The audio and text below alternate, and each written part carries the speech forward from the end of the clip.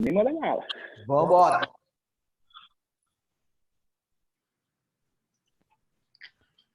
Bom, boa tarde, pessoal. Agradeço a participação de todos aqui. Mais uma live do Banco da Ecoval. Hoje a gente vai conhecer a Casa Forpus, representada pelo Luiz Nunes.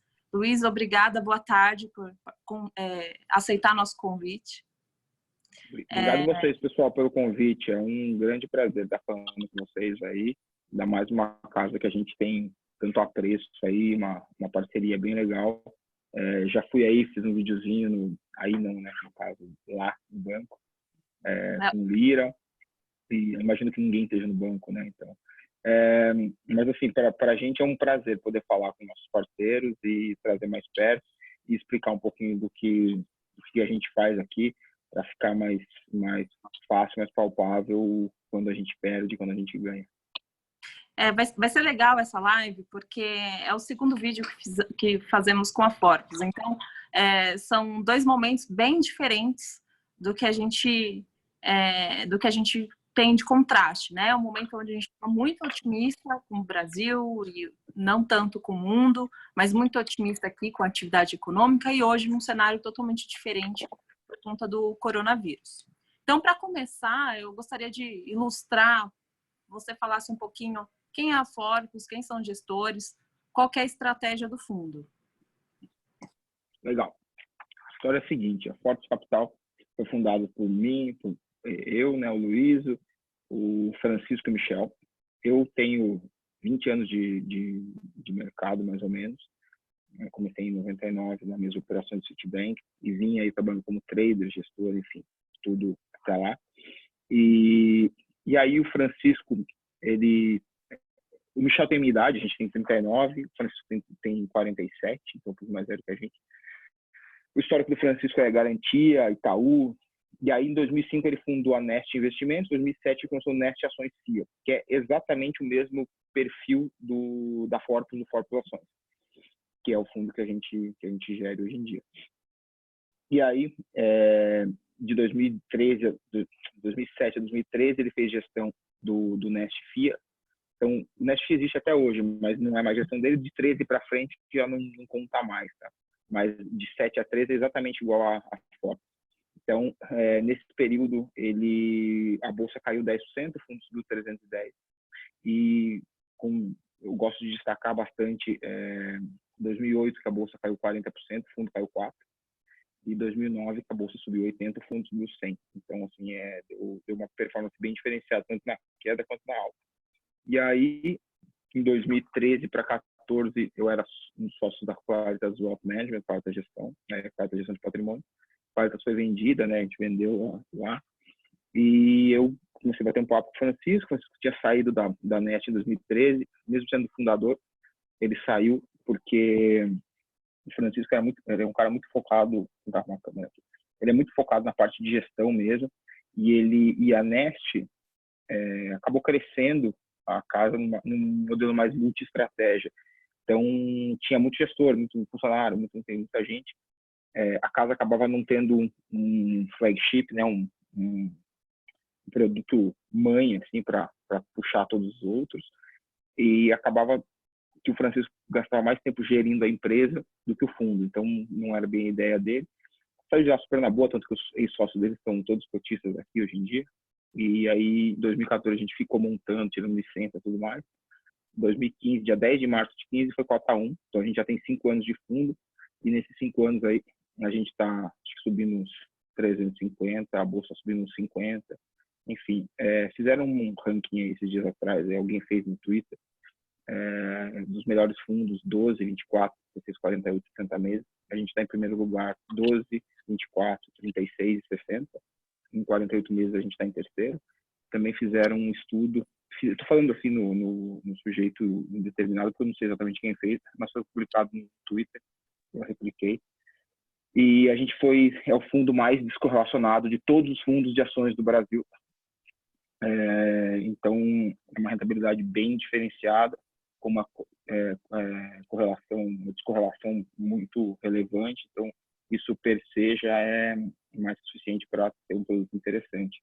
Aí a Forpus, o que a gente faz aqui, né? A gente é uma gestora de ações, então é um fundo para quem quer investir em bolsa, para quem quer volatilidade de bolsa, para quem quer risco de bolsa, é um fundo para bater Ibovespa. Mas a gente faz um negócio um pouco diferente. A maioria dos fundos de ações, eles seguem aquela teoria do Warren Buffett, né? O value investing, que chama bottom up, que é de baixo para cima, que as pessoas vão lá, os analistas, e conhecem a empresa no detalhe, se importam muito pouco com o mercado econômico, com a política e economia, e compram 10 empresas, 8 empresas, fazem uma carteira de valor. A gente faz o contraste, uma top-down. A gente começa com o cenário político macroeconômico e vem descendo para os setores e para as empresas. Então, é uma carteira top-down, setorial. A gente nunca compra Itaú, a gente decide comprar bancos. E aí a gente faz a ponderação de todos os bancos. Por exemplo, teve um cenário aí, um momento que a gente queria comprar bancos, por causa de bancos, e a gente estava muito inclinado a comprar também as estatais, porque ia ter uma melhoria de gestão e tudo mais. Então, na hora de comprar bancos, a gente pesou um pouquinho mais a mão do Banco do Brasil, por exemplo. A gente faz uma gestão de alavancagem, que a gente compra, o fundo fica comprado 130% e 30% vendido. Então, o net é 100, mas o gross, né, a exposição bruta, é 160. E a gente só pode ficar comprado 130, porque fica vendido 30, você pode ficar alavancado 160, porque a gente tem um layer de proteção, que é o que a gente chama de proteção do risco de cauda, né, que é o tail risk, que a gente sempre carrega, absolutamente sempre, carrega mais ou menos 1,5% a 2% de opções muito fora do dinheiro. Quanto fora do dinheiro? Delta 10 da opção, mais ou menos, que dá um out of the money em torno, estatisticamente, de 12% a 15%. Então, o resumo é um fundo de ações para bater Ibovespa com vol de bolsa, top-down, setorial, 130 a 30, com muita proteção. Esse é o resumo do resumo da Forpus Capital e o nosso estilo de gestão. Legal, já deu para ilustrar o produto. Agora eu queria entrar um pouco mais a fundo no ativo, no fundo. A Forpus tem uma característica bem diferente dos demais fundos, né? A gente observa que nos momentos de turbulência, de maior volatilidade, variação do mercado, o fundo se performa melhor do que o índice ou que seus pares, né? Em média, a gente repara isso. Então, eu queria que você falasse o que vocês fazem? O fundo tem proteção? Qual que é o diferencial da Forpus nesses momentos? Eu acho que o diferencial, na verdade, é tudo que a gente disse, que a gente é um fundo que ele é oficialmente diferente dos demais, tá? Um fundo que a gente carrega muita proteção sempre, a gente sempre tem opções no fundo. Então, eventualmente, a gente tem opções de compra, tá? A gente nunca fica vendido em opções, por isso que de vez em nunca aí dá um tiro para cima aí o fundo, como deu algumas vezes, que é essa opcionalidade de estar comprado em opções. Isso faz com que a gente tenha o melhor sortino do mercado. O que é sortino? Sortino é como se fosse o índice de Sharpe, mas ele só vale para cima. Então, é o fundo, é a vol para cima. Então, a gente tem aí, dentre a amostra que alguém fez no Twitter, o melhor sortino também. Então, a gente carrega muita proteção sempre, tanto a proteção dos 30% vendido, quanto a proteção do risco de cauda. A gente, como tem mais ou menos 1,5% sempre comprado, e essas opções têm prazo em média de 3 a 6 meses, a gente roda mais ou menos umas 3 vezes e meia, isso aí, ao ano. Então, a gente sempre gasta 5% do nosso patrimônio, em torno de 5%, com proteções. Como você tem muita opção, mesmo que seja opção de compra ou de venda, tanto faz, quando o mercado cai, estatisticamente, mas 90% das vezes, a vol sobe muito. Então, mesmo que você tenha opções de compra, o mercado cai, obviamente ela desvaloriza, mas desvaloriza muito menos que o ativo, em média, porque a volatilidade sobe e na componente do preço da opção, as gregas, né, que são os componentes do preço da opção, uma das mais importantes é o delta, que é relativo à volatilidade. Então, esse é o principal motivo da gente ter uma descorrelação grande com o mercado e com os nossos pares, que é ter muita proteção e aproveitar muito bem os momentos de alta volatilidade do mercado. Complementando um pouquinho, para aproveitar você, nesse momento, dessa grande queda de março para cá, né, abril tem se recuperado um pouco, mas principalmente março, o que você tinha de proteção na carteira que segurou e que foi bem, segurou a rentabilidade do fundo? Hoje a gente está caindo mais ou menos uns 10, o bolso está caindo uns 33, mais ou menos. E foi basicamente o seguinte, logo depois do impeachment da Dilma, que a gente anteriormente tinha uma carteira bem defensiva, e nossa proteção era uma proteção com calls para melhora de mercado, a gente montou uma carteira mais positiva, mais pró-mercado. A gente acreditando a gente gosta de chamar da carteira do Brasil que funciona. Então é uma carteira com mais consumo, crédito, real estate, tudo mais. E aí a gente nunca uma coisa que as pessoas se enganam muito, analisam de maneira errada ou supérflua. Luiz, por que vocês compraram put de S&P? Cara, isso é a última da última coisa. A gente não falou, pô, vai cair o S&P. Não. A gente primeiro monta a carteira básica, que é onde a gente ganha dinheiro. A gente não ganha dinheiro na proteção. A proteção chama proteção, inclusive. A gente ganha dinheiro na carteira básica. Então, comprou uma carteira básica, que é uma carteira muito ligada à economia brasileira. Aí, o nosso short tá tendo enfraquecimento da economia global. Provavelmente as commodities, principalmente as commodities metálicas, vão se desempenhar mal. Então, a gente sorteou isso. Mas aonde que está o plano? Qual que é o vetor? A gente não está falando de instrumentos, a gente está falando qual é o vetor de fragilidade econômica? Provavelmente os ativos de risco nos Estados Unidos. Por quê? Essa crise que a gente está acontecendo agora, nada mais é que um braço, né, um subdesenvolvimento da crise de 2008, que para conter essa crise começaram a injetar liquidez na economia, imprimir dinheiro, aumentar a dívida do Banco Central americano, de todos os bancos centrais desenvolvidos, basicamente o americano, e aí a gente entendeu que isso aí poderia dar uma enfraquecida no mercado, e a gente estava vendo que os preços da bolsa estavam inflados. Essa palavra não é a melhor, mas inflados, porque o Banco Central americano estava cortando juros e botando liquidez, né? Então a bolsa só ia subindo. Então, a gente precisa se proteger desse vetor ativos de risco americano.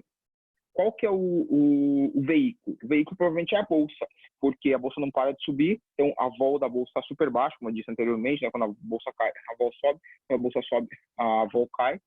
Então, está muito barato comprar, então qual vai ser o instrumento? Put de S&P. Então, lá em 2018, a gente começou a comprar put de S&P, o mercado só subia, a gente comprava e ia perdendo esse dinheiro. Todo mundo falou, vocês são loucos, só perdem dinheiro com isso aí, mas era o nosso seguro. A gente gastou dinheiro 18 inteiro, 19 inteiro, e agora em 20, aconteceu. Pô, Luiz, mas você adivinhou o coronavírus? Óbvio que não. A gente nunca sabe qual que é o gatilho que vai iniciar a correção. A gente só sabe qual que é o vetor de fragilidade, que quando vier algum gatilho, é como se fosse uma bexiga cheia d'água. A gente não sabe se vai vir um cachorro e bater, se vai vir uma abelha e picar, se vai vir um vento, se vai cair uma pedra, a gente não sabe qual é, mas sabe que a chance daquela ali estourar é bem alta, porque a fragilidade está ali.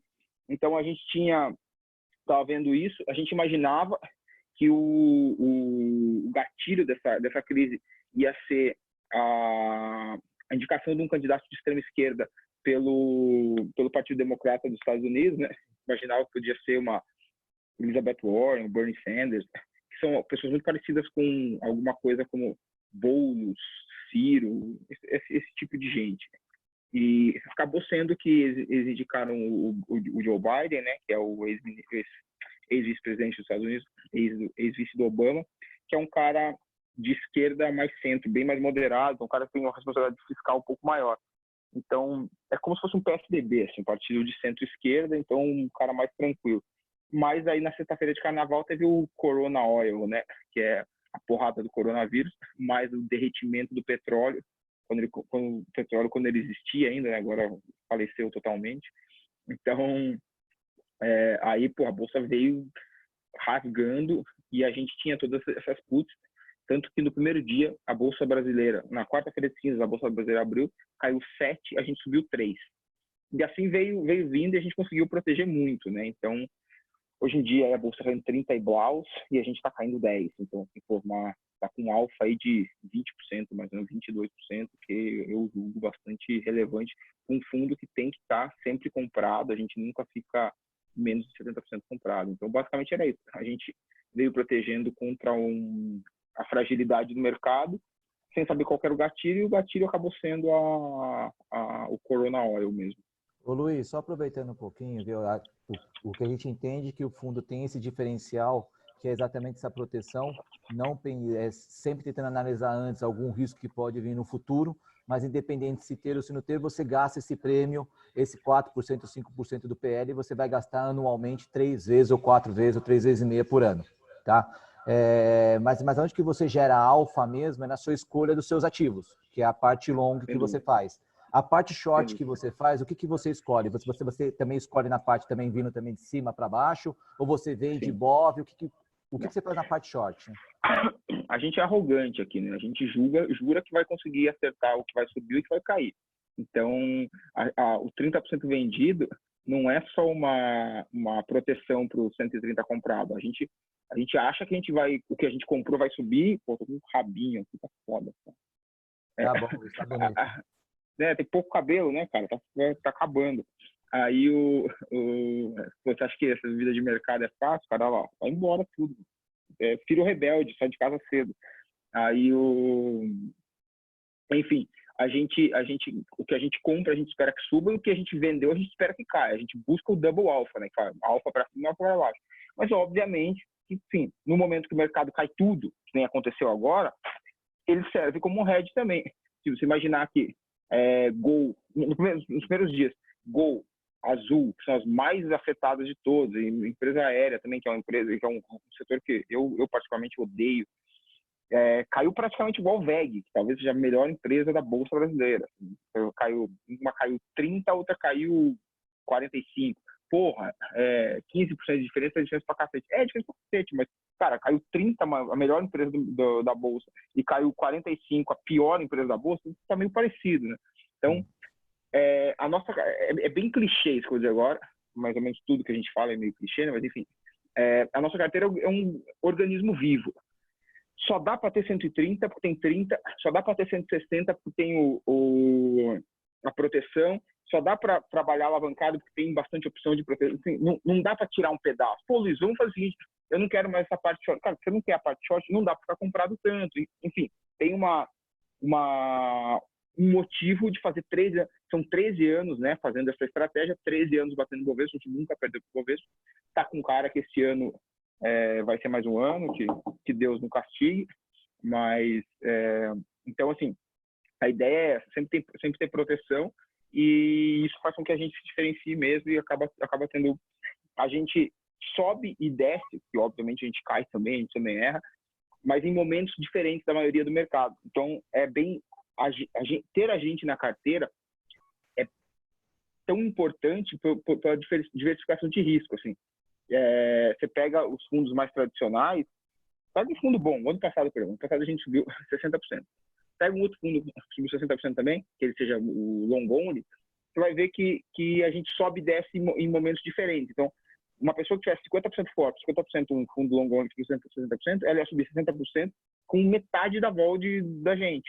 Então, porque um anula o outro mesmo na parte de volatilidade. Então, a gente deveria fazer parte do portfólio da maioria das pessoas simplesmente por ter obviamente, ter uma boa rentabilidade, mas acima de tudo ter uma boa descorrelação. Descorrelação do mercado, assim. Eu sei que é um pouco recente a gente tentar tocar nesse assunto, né? Porque nós estamos há 2, 3 meses só desse fato que a gente está vivendo agora. Parece 6 anos, né, cara? Não aguento mais. Que inferno. Não aguento mais. Principalmente ficar em casa. Mas só que, pegando só o seu gancho, você fala assim, é difícil a gente poder parar e analisar, mas eu queria só se você falasse, antes você tinha uns setores que você gostava de aplicar lá atrás, tá? Aí veio agora essa nova pandemia. Horrível essa frase, hein? Boa. Setores que você gostava de aplicar lá atrás. Que você aplicava lá atrás, agora mudou com a pandemia agora. Mudou alguma coisa para você? Fala assim, puta, Lira, não, porque a gente continua lá atrás, a gente não mexeu nada, ou vocês já mexeram em alguma coisa? Não, a gente mexeu bem.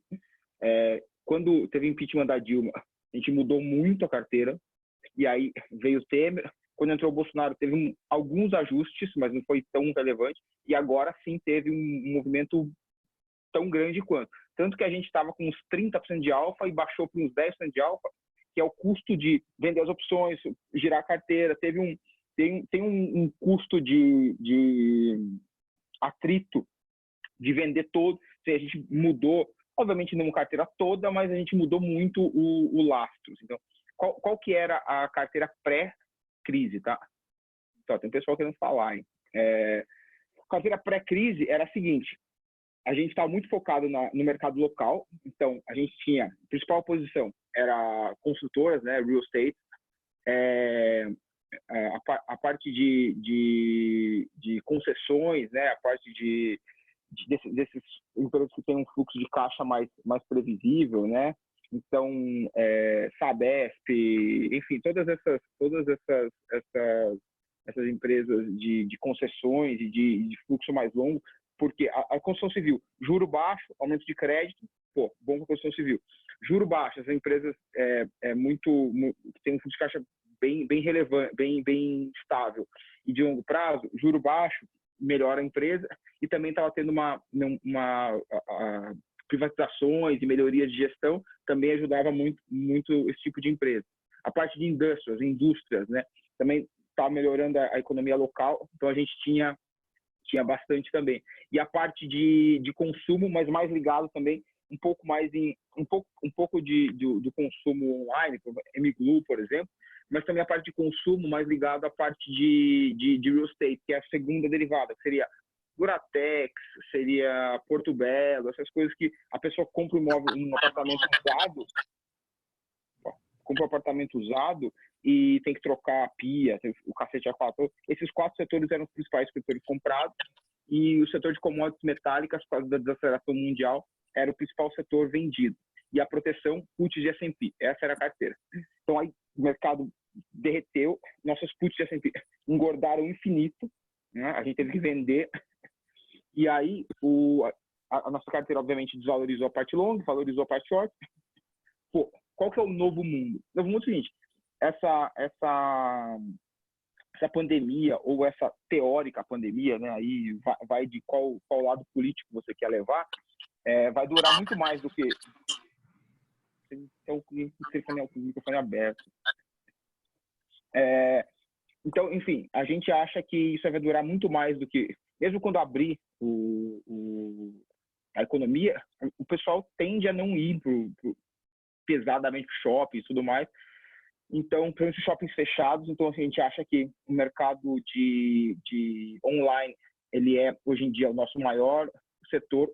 É que é um setor bem expandido para a gente, tá? Então, a gente tem umas 10 empresas. Vou dar uns exemplos aqui. Tem MGLU, Betol, Centauro, Ipera, aí tem as empresas, tem Arezzo, aí tem as empresas satélite, Localweb, TOTUS. Então, assim, esse é o nosso maior setor hoje em dia. A gente entende que esse dólar altíssimo, que eu já sempre fui gestor de macro, né? Então, eu sempre critiquei, apoiei, julguei as decisões do Banco Central, mas é a primeira vez na minha carreira que eu não estou entendendo a decisão do Banco Central. Eu não sei, eu tenho certeza que está errado, mas o Roberto Campos é um cara que ele é excelente, eu já trabalhei com ele, inclusive, na Claritas, e tenho um mega respeito por ele. Ele está teoricamente suportado pelo Paulo Guedes, né? Não sei se eles se falam sobre isso, não deveriam, mas provavelmente fazem. E assim, estão deixando o dólar bater 6 daqui a pouquinho, aí eles não estão nem aí. Então, a gente, com esse dólar, e uma potencial aumento da crise dos Estados Unidos com China, então a China deveria parar de comprar um pouco de commodities dos Estados Unidos, porque isso aí enfraquece os fazendeiros que são do centro americano, que são os principais eleitores do Bolsonaro, porque, obviamente, assim, ninguém tem mais dúvida que essa crise, talvez não a sua totalidade, nem a sua o começo, mas ela tem uma participação relevante do Partido Comunista Chinês, né? Então, ele não quer que o Trump ganhe, não quer que o Bolsonaro se reeleja. Então, assim, a gente está vendo aqui coisas que são claríssimas. Quem não... Só todo mundo está na live. Se eu puder, se eles me permitirem dar uma dica de livro, leiam 1984, George Orwell, que ele está fazendo... O livro foi escrito em 1970 foi 1960 sobre 1984, que era o futuro, que era como é que o governo ia mandar na sua vida. É exatamente o que eles estão fazendo agora. Eles geram pânico para te vender uma segurança em troca da sua liberdade. É o que está acontecendo agora. Então, tudo isso para dizer que a gente também está vendido no setor de commodities, mas a parte mais agrícola, porque a gente não acredita tanto na recuperação econômica, mas o pessoal vai ter que continuar comendo. Então, a parte de frigoríficos e commodities agrícolas. Então, aí entra nesse balaio aí, entra Minerva, Marfrig, Cosan, SLC, BR Foods, JBS. Então, esse é um segundo setor maior que a gente tem, por esse motivo que eu citei. A gente tem mais 2 setores, que é o setor que se beneficia com o petróleo barato. Então, são as empresas que têm os seus inputs de petróleo. Então, aí, Alpargatas, Grendene, Duratex, Braskem. Então, esse setor, por causa do petróleo.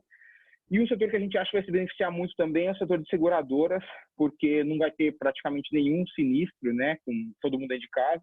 Ninguém consegue bater o carro, ninguém consegue... Não tem tanto assalto e tudo mais. E, apesar de ter um aumento no custo da seguradora de saúde, mas a gente acha que não é suficiente para bater na receita e na lucratividade. Então, assim, principalmente Porto Seguro e Sul América, a gente tem essas duas. O downside disso é que está tendo menos vendas, menos negócios e tem menos contratação de novos seguros. Mas isso faz parte do jogo. E a gente tem um quinto setor, que é um setor, como é que chama? Ele é um setor artificial, um setor que a gente criou. Basicamente, é o setor das empresas que ficaram baratas demais.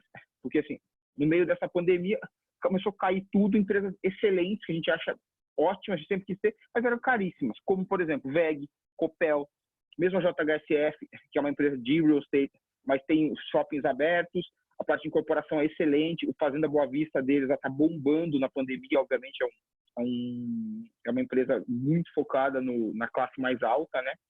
Tem o aeroporto ali, enfim, a gente gosta muito dela, ficou extremamente barato, então a gente comprou alguma dessas empresas.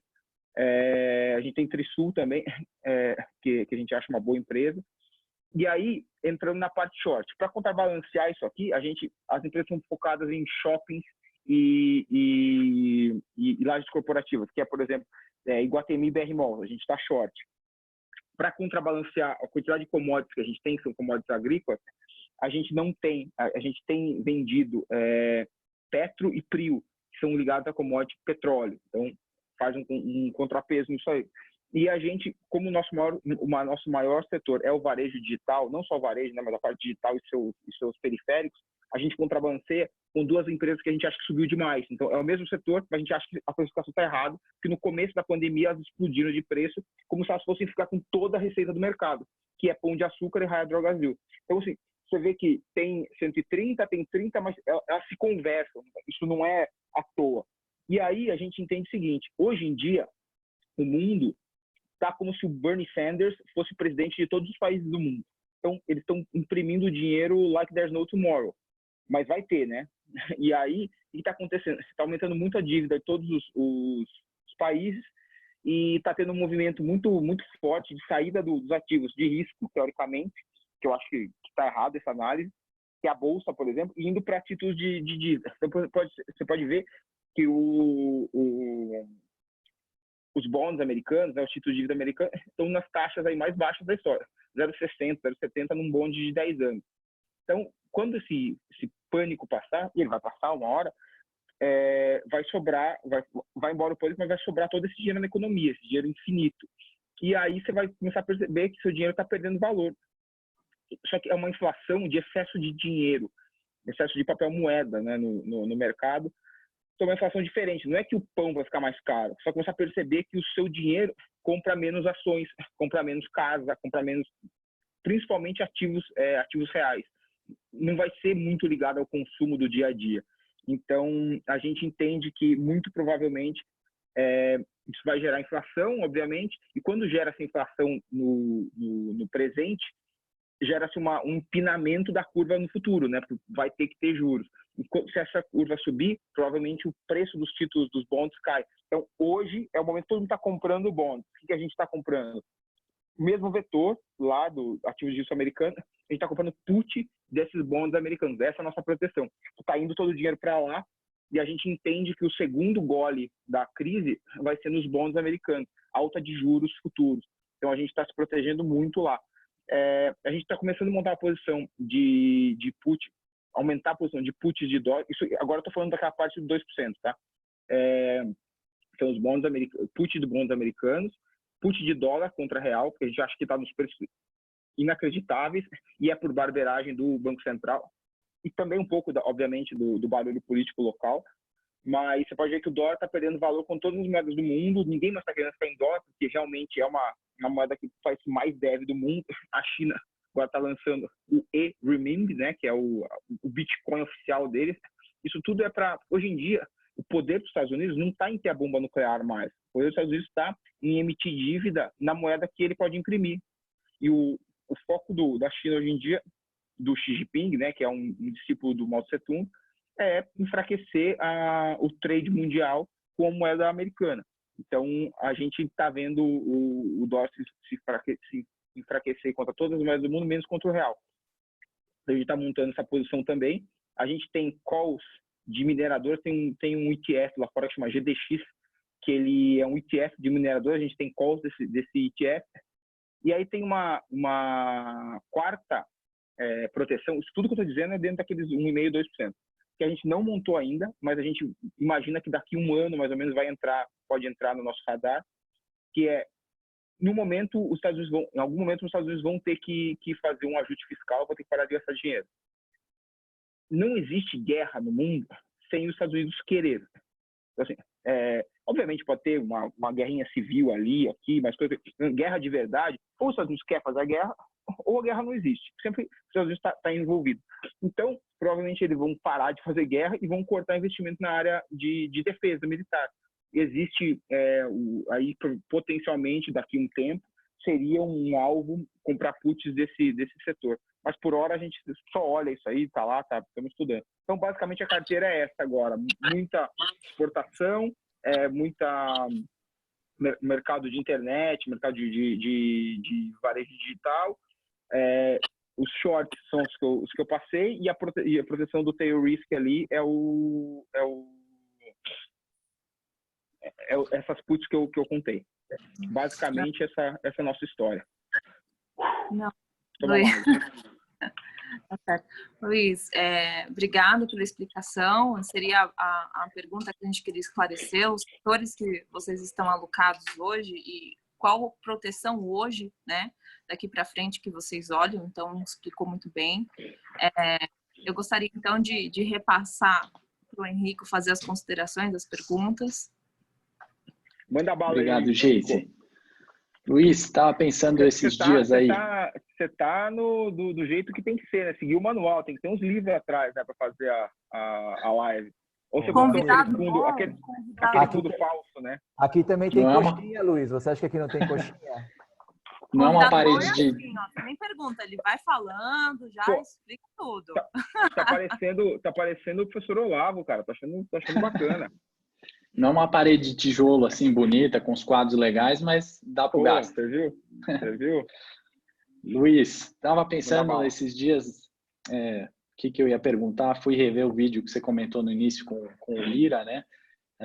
E lá você estava menos pessimista com o cenário local versus o cenário externo, né? Você estava falando um pouquinho agora sobre grande emissão de dívida lá fora, essa liquidez toda. Acho que começa a responder um pouquinho dessa minha primeira pergunta, mas eu queria saber se, na sua visão, você continua mais otimista com o local versus Estados Unidos ou algumas coisas novas mudaram essa perspectiva de vocês?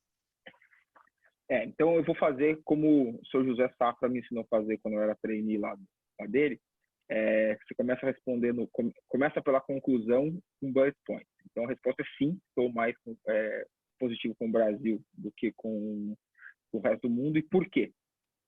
O Brasil está no começo de ciclo, então a gente saiu agora de um mundo de extrema corrupção, gastação. Obviamente a gente continua tendo alguns problemas, ruídos políticos, isso vai ter sempre, né? Principalmente no momento de transição, né? Não sei se vocês assistiram aquele filme Exorcista, a hora que o diabo mais grita é a hora que ele está saindo do corpo. É mais ou menos isso que está acontecendo com a política brasileira.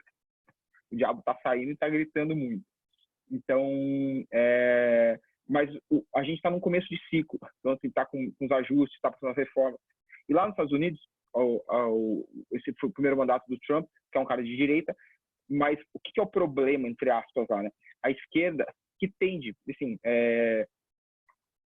o mundo foi feito para ter equilíbrio, né? Então, na teoria, o pêndulo vai para a esquerda, o pessoal vai dando coisa para a população, vai aumentando os gastos, vai tendo afrouxamento, vai sendo irresponsável fiscalmente, até que não aguenta mais, igual aconteceu no Brasil, e aí você pendula para a direita, e aí vai tendo ajustes monetários, tudo mais. Aí você pendula que vai ficando muito austero, vai tendo menos ajuda, vai eventualmente falhando no social, a esquerda volta. Basicamente, esse é o pêndulo ideal.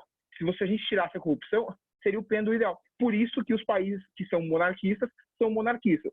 Teoricamente, a monarquia não se preocupa com reeleição, ela fica lá, então ela não tem direito, ela faz o que é melhor para o país. Então, o monarca, ele escolhe os presidentes das estatais, o monarca escolhe os ministros do STF, e aí a parte politizada, que seria o parlamento, né, o primeiro-ministro, ele vai atender os anseios da população naquele momento, que é, pô, a gente precisa de mais ajuda social, vai um cara mais de esquerda. A gente está precisando agora de um ajuste fiscal, vai um cara mais de direita. Então, por isso que funcionou tão bem a monarquia até a Primeira Guerra, enfim, mas aí a gente entra na história, não é exatamente isso que a gente precisa falar aqui.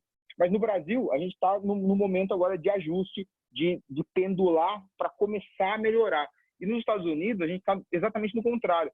Porque a esquerda, quando saiu do Brasil, saiu no momento, assim, no chão, né? Estava cheio de corrupção, PIB negativo, inflação 10%, estava um caos ali, 2014, 15, 16. E aí, e nos Estados Unidos, o Obama entregou pro Trump ainda com a economia boa. Então, o americano ele não tem o trauma dessa parte de você não ser responsável fiscalmente. Então, assim, ele acha normal você gastar. Tem uma geração aí de 25 anos que não sabe praticamente é crise. Teve uma crisezinha em 2008, imprimiu dinheiro, deu certo, salvou. Então, assim, o segredo é emitir dinheiro, como tem esse Modern Money Theory, né, que eles estão defendendo aí, que, pô, faltou dinheiro, imprime. Porra, óbvio, por que eu não pensei nisso antes? Chegou a imprimir na minha casa também. Então, eu acho que, assim, o principal motivo do Brasil estar melhor é que a gente está no início de ciclo positivo fiscalmente e os Estados Unidos está no final de ciclo que é negativo pra caramba para eles. Então, sim, eu estou bem positivo. Acho que os mercados vão buscar ativos reais. A gente, pessoa física, quando vai buscar ativo real, compra um apartamento, eventualmente compra até uma obra de arte, compra um relógio, compra uma joia. Os investidores normalmente compram empresas produtoras de commodities, normalmente, que são coisas palpáveis. Então, provavelmente, os países de exportadores de commodities vão ser os maiores beneficiados. Brasil, Austrália, Noruega, Canadá, Rússia, África do Sul. Então, a gente tende a ter uma moeda mais forte nos próximos anos, que a gente vai ser realmente os exportadores do mundo aí. Hoje em dia as moedas são fracas, né, vão melhorando, e o dinheiro tende a sair dos Estados Unidos e voltar para os seus países. Eu não acho que vai ter um trader londrino que vai comprar real, de jeito nenhum. Eu acho que vai ter o trader brasileiro que faz 10, 15 anos que o trade da vida do cara é compra dólar, compra S&P. Porra, faz 10 anos que a S&P tá uma parede, não para de subir. E o dólar só se fortalece. Se esse S&P parar de subir, que é o que está aparecendo, e a moeda começar a se enfraquecer porque o título de dívida não paga mais juros, o dinheiro vai começar a voltar. Vai ser de maneira espalhada, principalmente para os países emergentes e para os países exportadores de commodities. E o Brasil se encaixa nas duas posições. Então, por isso, eu continuo mais positivo com o Brasil, sim. Acho que o Brasil tem uma chance muito boa de recuperar recuperar a bolsa. E por isso que a gente está alocado principalmente no Brasil, e bem alocado e com proteção lá fora. Uhum. E dado tudo isso que você falou, Luiz, a estratégia que foi extremamente bem acertada do fundo, tanto antes da crise como na crise, eu queria que você desse uma dica para os nossos clientes, os agentes autônomos, gerentes que estão assistindo, o que mais a gente pode fazer no momento para se preparar para um momento de volatilidade e turbulência, o que fazer no meio disso, o que a gente pode, como investidor, aprender disso tudo? Eu acho o seguinte, durante não tem muito o que fazer, cara. Durante é o carro rodando na pista, você reza para bater menos. Pô, tomara que bata a sua traseira, não bata a minha porta. Mas, assim, o que você tem que fazer antes é ter um seguro melhor possível, tá com os pneus do carro bom, tem um para-choque bom. Então, as pessoas são muito levadas pela emoção. Então, o pessoal, uma coisa que a gente brinca, a gente inventou aqui na Ford, é a síndrome do João. Qual que é o João? O João e o pé de feijão. O cara acha que o pé de feijão vai crescer até o céu. Tá lá, a bolsa está subindo, fala, porra, subiu até 117 mil pontos, vai para 500 mil pontos. Cara, o único pé que cresce até o céu é o João e o pé de feijão. Então, assim, eventualmente, a gente está num país que o passado a gente não tem certeza. Então, assim, muitas vezes muda as histórias, muda o que aconteceu.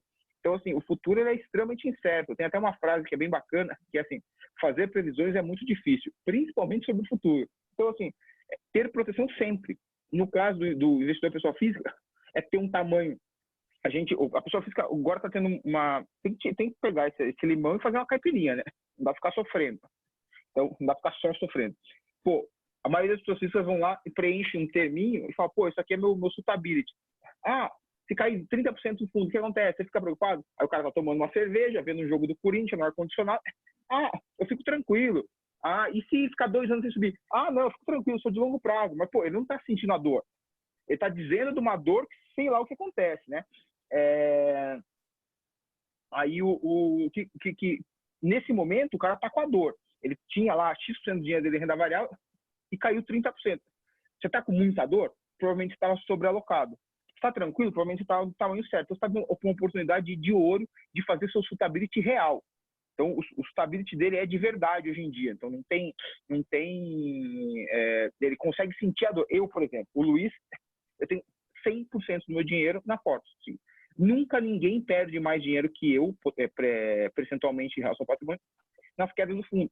Porque eu sou talvez a única pessoa que tenha 100% do dinheiro aqui. Não tenho imóvel, não tenho carro, não tenho nada. Eu tenho título da Forpus, cotas da Forpus e meia dúzia de kimono. Esse é meu patrimônio total.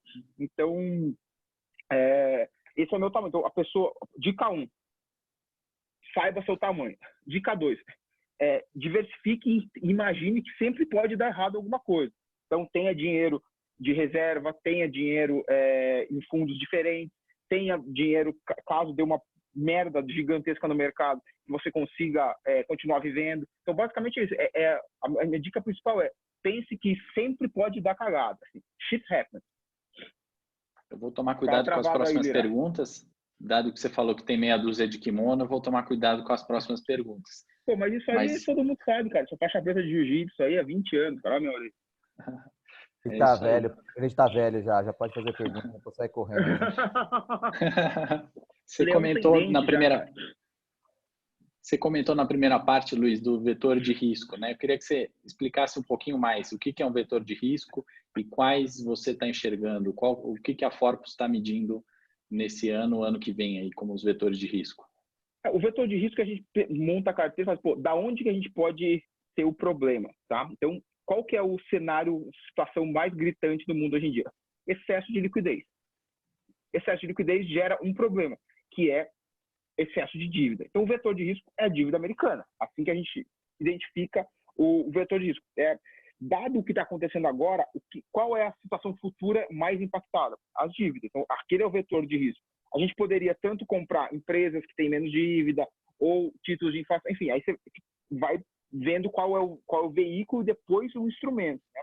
O instrumento termina sendo as puts de bond. A gente imagina que vai ter inflação, que o bonde vai subir. Então, uma vez identificado aquele vetor, a gente vai vendo como é que a gente se protege dele da melhor maneira possível. Então, assim, esse é o caminho. E o vetor na nossa opinião, é o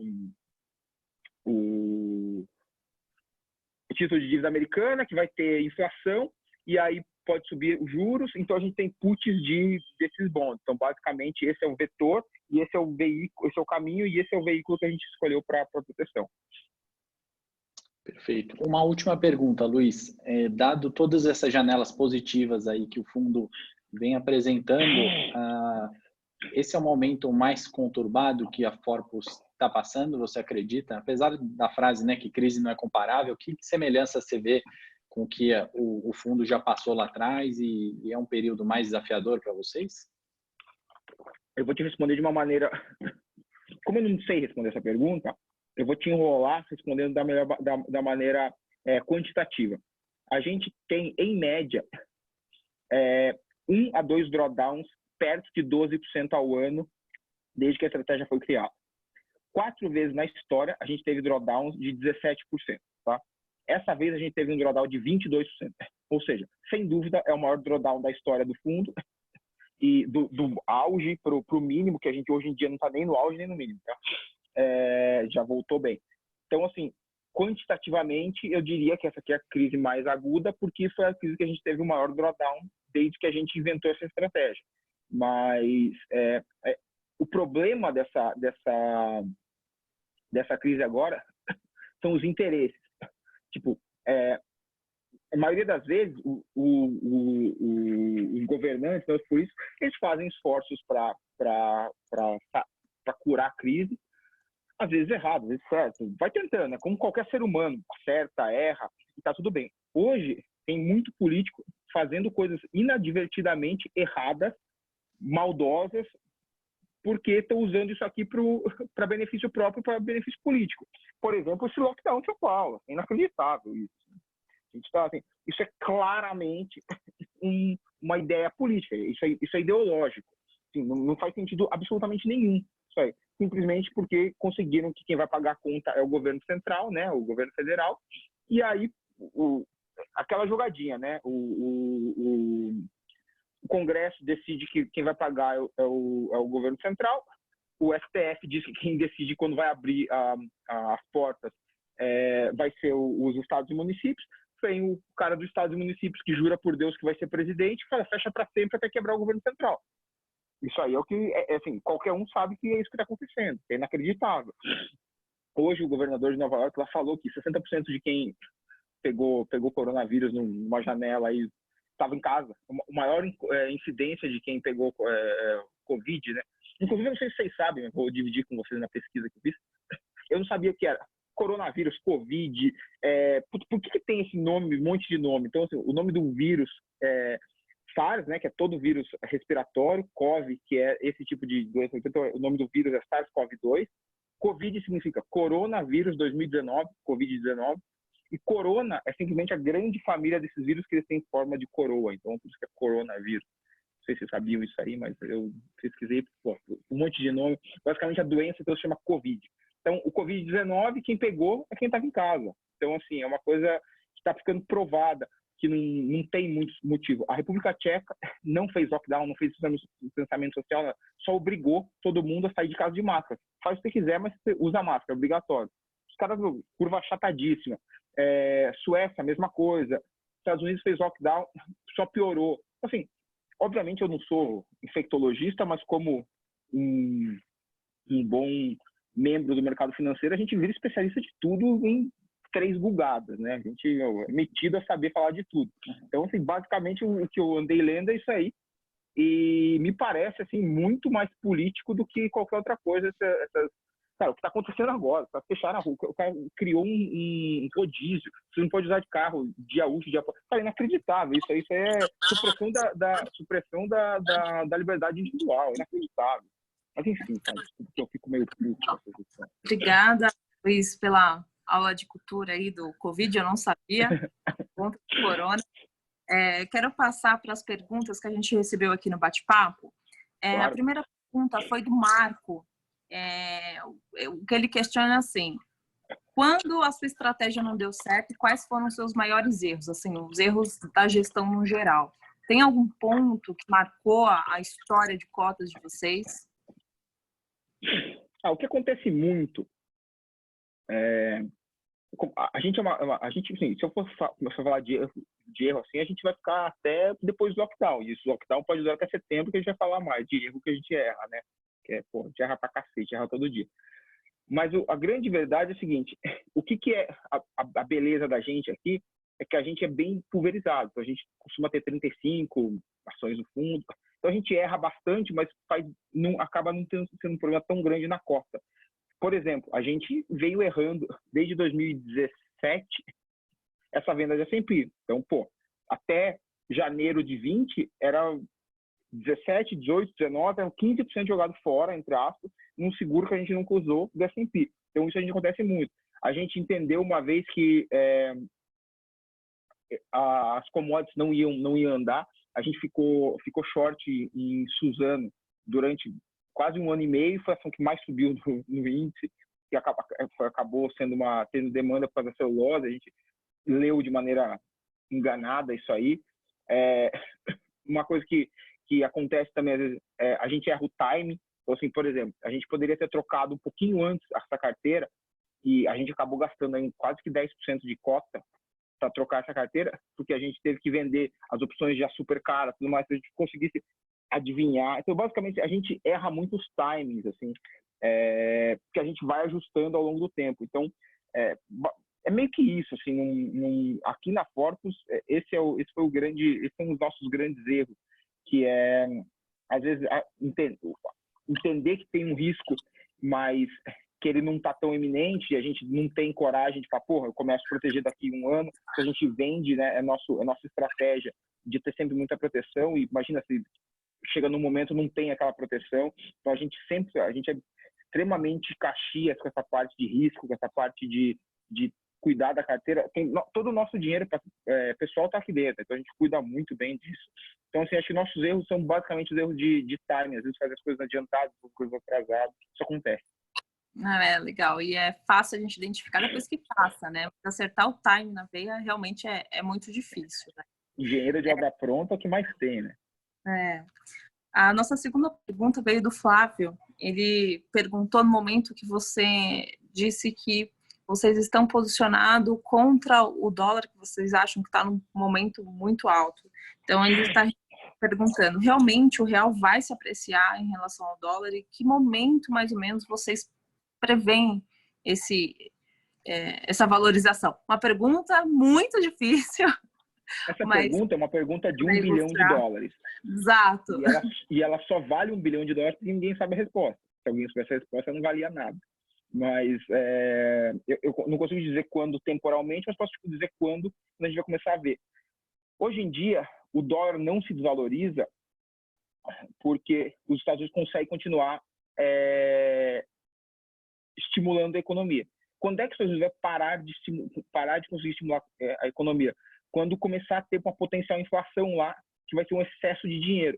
Então, provavelmente o dólar vai começar a se enfraquecer realmente em relação ao mundo quando começar a surgir uma inflação lá, e isso ficou um pouco mais atrasado agora por causa do desemprego e tudo mais, mas sem dúvida isso vai ser o leading do real se fortalecer. A gente nunca sabe quando, mas a gente entende as disparidades de risco.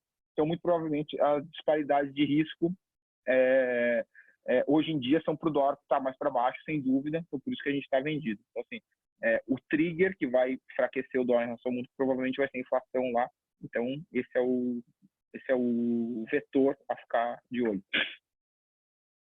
Bom, Luiz, muito obrigada pelas explicações. Eu quero deixar claro aí para os clientes, os gerentes que estão assistindo a gente, que o Fundo Forpus já está na nossa plataforma há algum tempo. Podem acessar via DaiConnect, via o SGI, as plataformas internas, para os agentes autônomos pelo portal de investimento.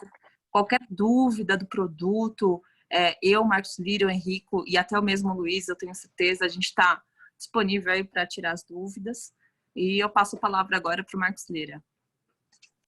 Luiz, antes de tudo, eu queria agradecer você mais uma vez, né? Pela presença, pela oportunidade de escutar você. Eu acho que você tem um jeito diferente de falar e a gente se conhece há pouco tempo, sabe? A gente já tem essa intimidade. Mas eu acho que o que você falou, acho que é primordial, a diferença do fundo e a correlação negativa que ele tem com os outros e a diversificação que todo mundo tem que ter. É isso que a gente bate muito aqui. Eu acho que na última live a gente também falou também do mesmo jeito, que é importante você ter a diversificação da carteira, você saber o tamanho que você pode montar de posição de risco. Eu acho que isso, quando o momento está muito bom, ninguém olha para isso, infelizmente, quando vem essas quedas muito fortes, que todo mundo percebe o que fez e que o tamanho estava errado. Então, eu espero que nesse momento que a gente está passando agora, o pessoal aprenda um pouco mais e consiga calibrar um pouco mais as carteiras. Eu acho que esses juros baixos também ajuda também o pessoal a começar a interpretar um pouco mais. E eu acho que a tendência é até um pouco melhor para o investidor brasileiro. Eu acho que o investidor brasileiro passou a conhecer um pouco mais o mercado financeiro nessa questão de YouTube, de todo mundo falando, e isso ajudou muito, muito, muito culturalmente. Se isso tivesse acontecido há 10 anos atrás, eu acho que o nível de resgate dos fundos de ações teria sido um estrago, e não foi isso que aconteceu, graças a Deus. Tá? Eu tenho que agradecer a sua presença mais uma vez, agradeço a Geise, agradeço o Henrico aí que está em casa na parte, que nem o Luiz fala, do Olavo de Carvalho. Luiz, muito obrigado, meu amigo, e boa luta se você for lutar, né? Boa. Pessoal, muito obrigado aí pela oportunidade, como eu já disse, é sempre um prazer falar com vocês, é um prazer saber aí que o pessoal que está na linha de frente aí está ouvindo. Eu sou bem ativo no Twitter, se alguém aí tiver interesse em me seguir, é L de Luiz Nunes JR, que é Luiz Nunes Júnior, L Nunes JR. Então eu falo bastante, falo do fundo, falo da estratégia, enfim, põe bastante coisa lá. Meu e-mail está à disposição de vocês aí, tem no site também, lá, luiz.nunes@fabroscapital.com.br. Só mandar mensagem, cara, assim, realmente eu tô aqui para tentar municiá-los o máximo possível de informação para que vocês consigam falar muito com os clientes e ter, é bem importante, assim, o trabalho de vocês aí, o trabalho de vocês, número 1, é que o cliente durma tranquilo, né? Vocês não tem informação para isso. E número 2 é que ele tem rentabilidade. Então, assim, a gente entende a importância do nosso trabalho para manter o relacionamento bom de vocês com o cliente. Então, te agradece muito a ajuda, a parceria e tudo mais. Queria pedir desculpa aí para o pessoal que não me conhece, esse jeito meio, às vezes, informal até demais de falar. Eu sou do interior. Mas eu estou sendo super elogiado aqui no bate-papo, viu? Legal. A gente é caipira. Eu sou de Sorocaba, sou caipira, a gente não tem muita formalidade lá, então a gente é sitiante, né? A gente é da roça, então... O pessoal tá elogiando o seu cabelo, Luiz, é isso. Bonito, né, cara? Porra, isso aqui deixa a galera morrendo de inveja, cara. Porra. Mas, enfim, pessoal, muito obrigado mesmo. Esses são os canais de comunicação. Fica à vontade, grita lá que a gente responde, precisar ligar, liga, enfim, cara, tô aqui para atendê-los, tá bom? E, pessoal, muito obrigado pela parceria aí, sempre que possível, vamos bater um papo. Fechou, Luiz? Muito obrigado, amigão. Obrigado, Luiz. Tchau, tchau. Pessoal.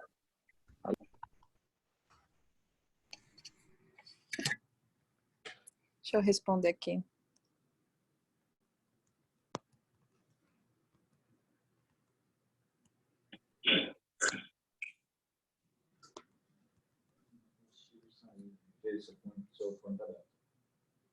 Luiz.